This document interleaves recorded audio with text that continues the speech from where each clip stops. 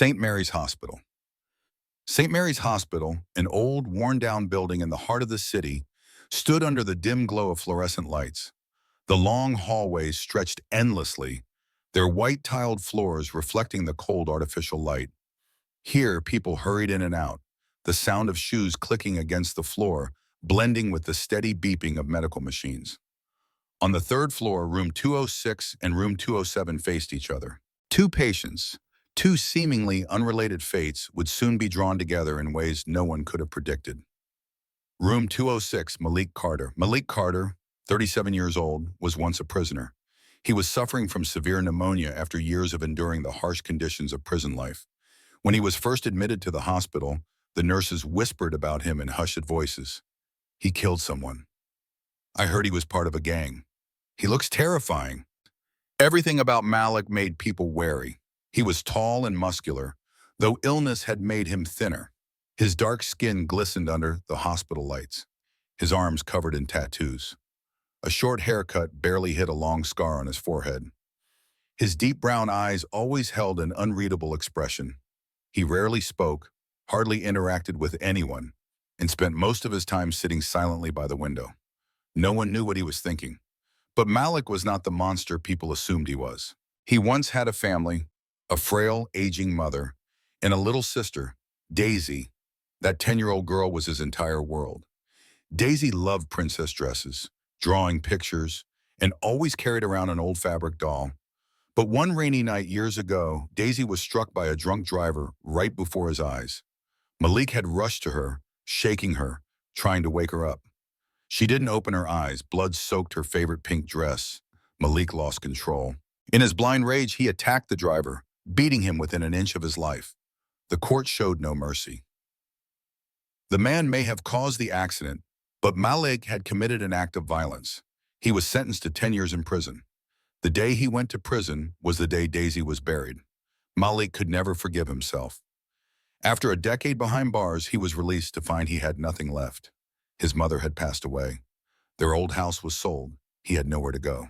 And as if fate wanted to punish him further, illness took hold of him. He was sent to the hospital, but to the people here, he was still prisoner Malik. No one wanted to go near him. No one believed he could be anything other than violent. And then he saw Eleanor, room 207. Eleanor White, 10 years old, was in the final stages of cancer. She had once been a lively child who loved cartoons and always clutched the fabric doll her mother had sewn for her when she was little. But the cruel disease had drained the life out of her. Her hair was completely gone from chemotherapy. Her skin was pale and frail. Every day she could only sit in bed, staring out the window. Her parents, Mr. and Mrs. White, had done everything to save her. They had searched everywhere, found the best doctors, and spent hundreds of thousands of dollars on the most advanced treatments. But nothing worked. The doctors had finally told them the harsh truth. There's nothing more we can do. We can only make sure she doesn't suffer too much pain. Those words were a death sentence for Mr. and Mrs. White. They were heartbroken, they were desperate, and they were angry at the world, at fate, at everything. To them, the hospital was nothing more than a prison where they had to watch helplessly as their daughter slipped away. And then they found out that a criminal was in the room next to their daughter. This is outrageous. How could this hospital accept someone like him? We need to demand they move him somewhere else. A criminal like him doesn't deserve the same treatment as our daughter. They despised Malik. They refused to accept his presence. What they didn't know was that this very man would be the one to save their daughter on that fateful night. Malik first saw Eleanor on a cloudy morning. He had just been transferred to room 206 after a severe fever. His body was still weak as he leaned against the wall, gazing out of the small window.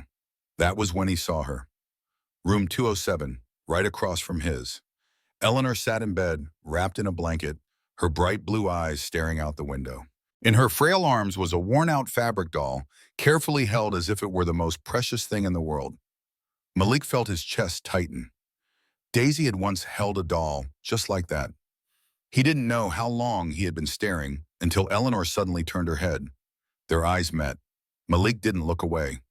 He was used to people looking at him with fear, disgust, or caution. But Eleanor's gaze held none of those things. She simply looked at him with pure curiosity. Then, unexpectedly, she waved at him. Malik froze. He couldn't remember the last time someone had willingly greeted him. Eleanor tilted her head, her eyes shining as if she had just discovered something interesting. She turned to her parents, who were deep in conversation with the doctor. "Mom, the man in the next room is really tall," she whispered excitedly. "He was looking at me." Mrs. White frowned, glancing toward room 206. The moment she saw Malik through the window, she immediately pulled Eleanor back. "Eleanor, don't look over there." Her voice was sharp. The little girl blinked. "Why? He didn't do anything."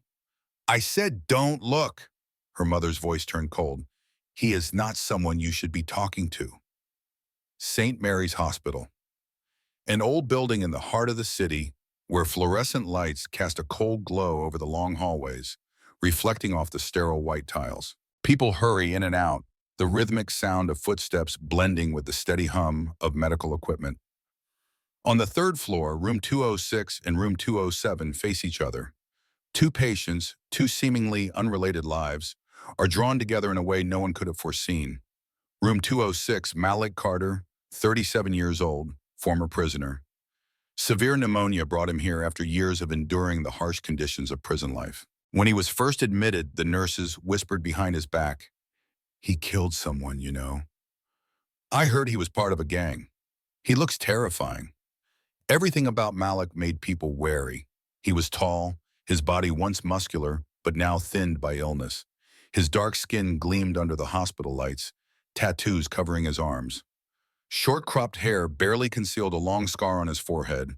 His deep brown eyes held a look no one could quite decipher. He spoke little, barely interacting with anyone, sitting silently by the window.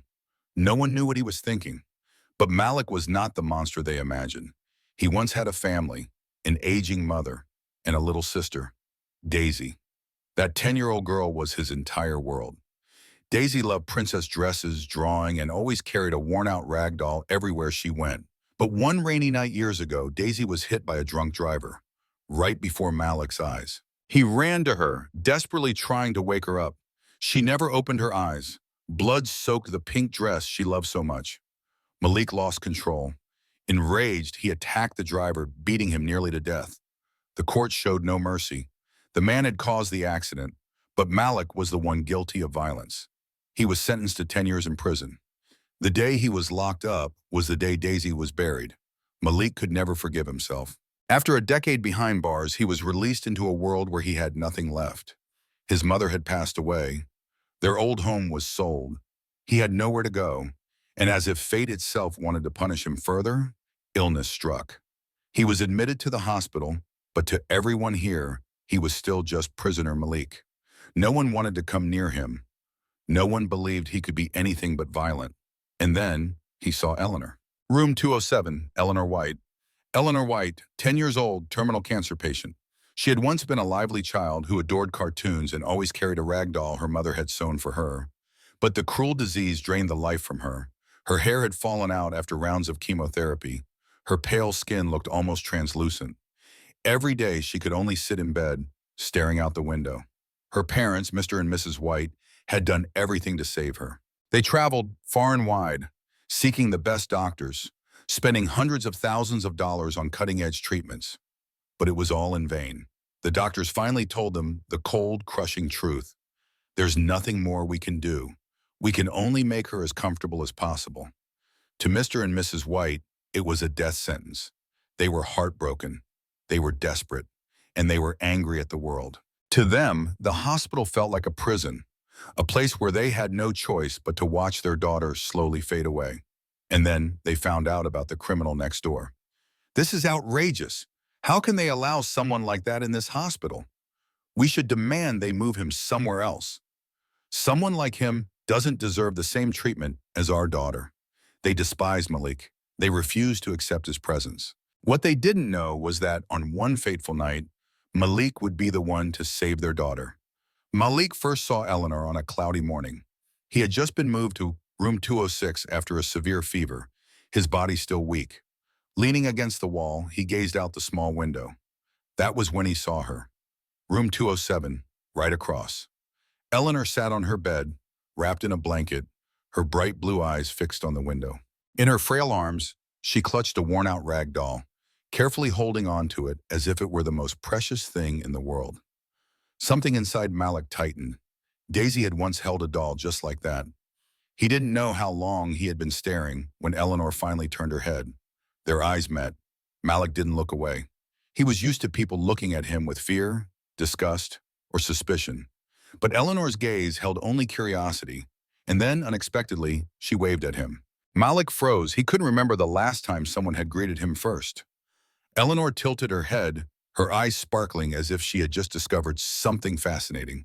She turned to her mother, who was talking to a doctor. "Mommy, the man in the next room is really tall," Eleanor whispered excitedly. "He looked at me." Mrs. White frowned, glancing toward the room 206 before immediately pulling Eleanor back. "Eleanor, don't look over there." Her voice was firm. Eleanor blinked. "Why? He didn't do anything." "I said don't look!" Her mother's voice sharpened. "That man is not someone you should be talking to." Eleanor frowned, clearly confused. She glanced back at Malik once more. This time he had turned away. But for some reason, an uneasy feeling stirred inside him. Why do grown-ups always judge people without even knowing them? "Stay away from my daughter." The second time Eleanor saw Malik was in the afternoon. Bored of lying in bed, she leaned against the doorway, hugging her rag doll, eyes wandering down the hall. Heavy footsteps echoed. Malik. He walked past her, dressed in loose gray hospital clothes, his calloused hands shoved into his pockets. Eleanor looked up at him, and this time, she didn't hesitate. "Mister," she called. Malik stopped, turning toward her. Eleanor gave him a small smile. "Are you feeling better?" He didn't answer immediately. No one had asked him that in years. "Yeah." His voice was low. Eleanor's smile brightened. "That's good. I'm Eleanor. What's your name?" Malik studied her for a moment before replying. "Malik," Eleanor nodded. "I like your name. It sounds strong." A rare, fleeting smirk crossed Malik's lips. But before their conversation could continue, a cold voice cut through the air. "Stay away from my daughter." Mr. White stood at the end of the hall, eyes sharp as knives. Eleanor flinched. "Dad!" "Do not talk to him." Mr. White pulled her behind him. "Who do you think you are speaking to my daughter?" Malik met his gaze head-on, unwavering. "I didn't do anything." His voice was calm. "It doesn't matter what you did." Mr. White sneered. "A criminal like you has no right to be near my child." Eleanor gripped her doll tightly, looking between them in confusion. "Dad, but Mr. Malik didn't—" "You don't understand anything." Mrs. White approached, grabbing Eleanor's hand. "That man is a convict, Eleanor. He went to prison." Eleanor's eyes widened. She turned to Malik. "That man had been in prison?" A heavy silence hung between them. Malik didn't deny it. He didn't defend himself. He just stood there, silent. Her parents dragged her back into the room. Before the door shut, Eleanor saw Malik's expression. Not anger, not sadness, but acceptance. He was used to being treated this way, and that, more than anything, made Eleanor's heart ache. Sneaking around to be friends. Even though her parents forbade it, Eleanor couldn't stop thinking about Mr. Malik. And so she made a decision. She was going to be his friend, her own way. "I like hearing your laughter, Uncle." The second time Eleanor snuck over was in the evening. She couldn't sleep, tossing and turning restlessly. When she looked out of the small window in her room, she saw that room 206 was still lit. Uncle Malik was still awake. Eleanor pouted. She slowly climbed out of bed, carefully opened her door, then quickly ran across the hall to lightly knock on his door. Knock, knock. Malik turned to see her standing there in oversized pajamas, hugging a ragged cloth doll. He frowned. "You snuck over again?" Eleanor grinned. "You're not asleep?" "No." "Are you afraid of the dark?" She tilted her head. Malik stiffened slightly, then let out a soft chuckle. "No, I just don't like sleeping." Eleanor thought for a moment, then climbed onto the chair she had before. She placed the doll next to him. "You can hug my doll if you can't sleep," she said seriously. Malik glanced at the worn-out doll, then at Eleanor. "Aren't you afraid I'll get it dirty?" Eleanor shook her head. "My doll likes you." He stared at her for a long moment before sighing. "You're really stubborn." Eleanor giggled. "I know." And that night in room 206, a man sat in silence, holding an old cloth doll. For the first time in years, he felt just a little bit warmer. Every day, Malik watched through the small window of room 207. At first, he didn't think much of it. It was just an unconscious habit, something to do when there was nothing else to occupy him in that cramped hospital room. But as the days passed, he realized he was always looking for the little girl. Why? He wasn't sure. Maybe it was because her eyes reminded him of Daisy's, clear, innocent, yet carrying a strange sadness, as if she understood more than she should for her age. Maybe it was because every time Eleanor hugged that old cloth doll, he was reminded of his sister, who used to cling to an identical one before her illness worsened. Or maybe, for the first time in years, he wanted to protect someone again. He knew Eleanor was very sick. On the days when she burned with fever, her skin pale and lips dry, something twisted painfully inside him. He shouldn't care. He had no right to care. A prisoner like him, someone who had lived in darkness, didn't deserve to touch anything pure. But he couldn't stop himself. The fateful night, 2 a.m. Eleanor jolted awake. Pain coiled around her body like a venomous snake, squeezing her chest until she could barely breathe. She bit down hard, trying not to scream, but she couldn't help it. Her throat burned, parched, searing, as if every breath was torture. She fumbled for the nurse call button. Her frail, trembling fingers pressed down, but not hard enough. She tried again. Still it wouldn't press. She wanted to call for her parents, but it felt like something was choking her, trapping the words in her throat. No one came. The hospital was drowned in darkness, eerily silent. The only light came from the heart monitor, its faint beeping barely breaking the void. Eleanor curled up, her body racked with agony. It felt like something inside her was shattering. She couldn't take it anymore. Was she going to die here? Alone? With no one knowing? Hot tears spilled onto the cold bedsheets. And then, the door burst open. A tall, shadowy figure stood against the dim light from the hallway. Malik Carter. Eleanor froze. For a split second, fear overtook the pain. Her parents had warned her. Stay away from him. He's a criminal. He's killed before. And now, in the dead of night, he was in her room. She tried to shrink away, but then another sharp wave of pain crashed over her, forcing a weak gasp from her lips. She had no strength left to be afraid. Malik said nothing. His dark eyes bore into her, unblinking. He stepped forward. His footsteps echoed against the floor, slow, heavy, each one hammering into Eleanor's chest. She wanted to scream. She wanted to push him away, but the pain, it was unbearable. She couldn't even lift her hand. Malik stopped beside her bed. She held her breath. For a fleeting moment, the light from the monitor illuminated his face. It wasn't the face of a killer, not the cold expression she had imagined. It was the face of a man exhausted, perhaps even more in pain than she was. Then he knelt down, a completely unexpected action. Eleanor's eyes widened, her breath hitching. Malik wasn't aggressive, he wasn't frightening. He simply extended his large, rough hand toward her. Hold my hand. His voice was low, hoarse, but not harsh. There was something gentle about it. It'll pass faster. Eleanor didn't know what to do. She wasn't supposed to trust him. Her parents had said so, but in this unbearable moment, in this cold night where no one else had come, he was the only one here. Eleanor swallowed her tears, hesitated for a second, then with shaking fingers placed her small hand in his. His hand was warm, not cold like she had imagined, not scary, not dangerous, just warmth, spreading gently like a soft blanket over her trembling shoulders. Malik didn't grip too tightly, just firm enough for her to feel safe. Breathe slowly, he murmured. It'll be okay. Eleanor tried, inhale, exhale, slowly, and strangely the pain started to fade. The unbearable agony eased, leaving only the warmth in her hand. For the first time in this nightmare, Eleanor felt just a little less afraid. Then, the door burst open again. A nurse rushed in, syringe in hand, but when she saw the scene before her, she froze. A frail little girl clinging tightly to the man everyone feared. Her eyes widened in shock. Eleanor still didn't let go. The nurse stood frozen. The sight was too unexpected. A sickly girl holding onto a man the entire hospital avoided. Malik remained silent. He looked up, his deep brown eyes unreadable. Eleanor kept holding on to him. No one spoke for a moment. Then, "Let go of my daughter." A voice tore through the silence. Eleanor's parents stormed in. Her father, Richard, yanked Malik back. "What the hell are you doing to her?" Malik stumbled slightly but didn't resist. His expression remained strangely calm. Eleanor panicked. "No, no, wait." She tried to sit up, but the lingering pain made her wince. "He did something to her, didn't he?" Her mother, Margaret, screamed, tears streaming down her face. "He helped me," Eleanor gasped, trying to explain.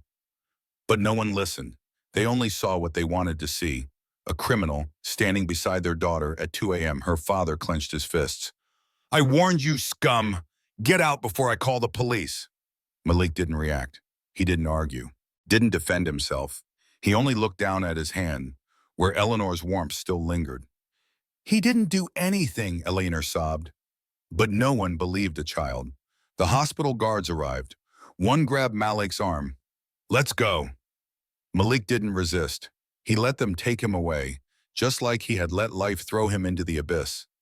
Eleanor watched his retreating figure, and something inside her screamed. This wasn't right, but no one was willing to listen. English translation. "I don't believe you're a bad person." Malik froze. A flicker of emotion passed through his eyes, but it vanished just as quickly. He turned away, looking out the window instead of at the little girl. "They're right. I'm not a good person." Eleanor shook her head vigorously. "But you helped me. Last night, if it weren't for you, I would have been in so much pain."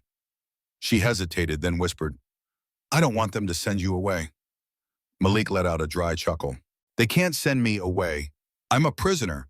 I don't have a choice." Eleanor frowned. "Is being a prisoner bad?"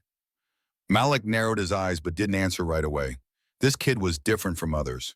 No fear, no disgust, unlike everyone else. "Good people make mistakes too," he muttered, his voice hollow. Eleanor blinked. She didn't fully understand, but she sensed something deeply painful in his words. She stepped closer. "What did you do?" Malik remained still. No one had ever asked him that question in this way. Not with judgment, not with scorn, just curiosity. After a moment, he sighed and leaned against the wall. "I had a little sister." Eleanor's eyes widened. She had never imagined someone like Malik having a sister. "Her name was Daisy." His voice was flat, but there was something raw, like an old wound being torn open. "She was sick, like you." Eleanor stayed silent. "I promised to protect her, but I failed." His hands clenched into fists. Eleanor could hear the hatred in his voice, but it wasn't directed at anyone else. It was directed at himself. She sat down beside his bed, gazing up at him. "Daisy was like me?" Malik's lips curled, not quite into a smile. "Yeah, stubborn, just like you." Eleanor giggled, then grew serious again. "Then why were you arrested?" Malik stilled. Outside, the streetlights cast a glow over his dark eyes. In them, there was no cruelty like the rumors claimed, only an endless sorrow. "Because I almost killed someone." Eleanor's heart skipped a beat. She froze for a few seconds. The answer was too blunt. But instead of fear, she asked something no one had ever asked him before. "Why?" Malik flinched slightly. Eleanor didn't run, didn't scream. She just sat there, watching him with clear, innocent eyes, waiting. And for the first time in years, Malik wanted to tell someone. The farewell. A week later, Eleanor never woke up again. Her parents cried for a long time. Her mother buried her face in her husband's shoulder, sobbing soundlessly. Mr. White just sat still, gripping the chair so tightly that his knuckles turned white. They had known this day would come, but no one was ever truly ready for it. What surprised them, however, was that even as time passed, Malik remained at the hospital. No more guards watching him. No more suspicious eyes tracking his every move. He could leave anytime he wanted. Yet he stayed. Outside room 207. He didn't speak. He didn't cry. He just sat there, silently holding Eleanor's old rag doll, the doll that should have been on her bed. But instead, it was here, in his rough, calloused hands, weighed down by memories that could never be erased. Eleanor's parents stood at a distance. They saw a very different Malik. Not the prisoner they had once despised. Not the wild beast they had once feared. just a person, a man who had lost something precious and was struggling to understand that loss. Mr. White took a deep breath. Everything inside him was conflicted. He had once wanted this man gone from his daughter's life. He had once hated him, but now all he saw was someone lost, carrying the same pain as him. And for the first time he wondered, had they both been wrong from the start? There was no absolute right or wrong, only people crossing paths, carrying their own wounds. And for some reason, that little girl had placed her trust in Malik. Something softened in Mr. White's heart. He took slow, measured steps forward, as if moving too fast would turn this moment into a mistake. Then he sat down beside Malik. No more resentment, no more hateful stares. Just two men sitting together in shared grief. A long silence passed. Finally, Mr. White whispered, "I'm sorry." Malik didn't look up, but his broad shoulders shifted slightly, as if the words had reached some deep, hidden place inside him. He didn't respond immediately, but after a long moment, he gave a small nod, and that was enough. No more words were needed, no need to justify the past or try to fix it, just a quiet acknowledgement that they were no longer standing on opposite sides. Malik rose to his feet. His steps were still heavy, but no longer aimless. This time he knew where he had to go. Mr. White watched him. For the first time, there was no contempt in his gaze. As the hospital doors closed behind Malik, he knew this was more than just a goodbye. The door to room 207 had closed forever, but in their hearts, it would always remain open.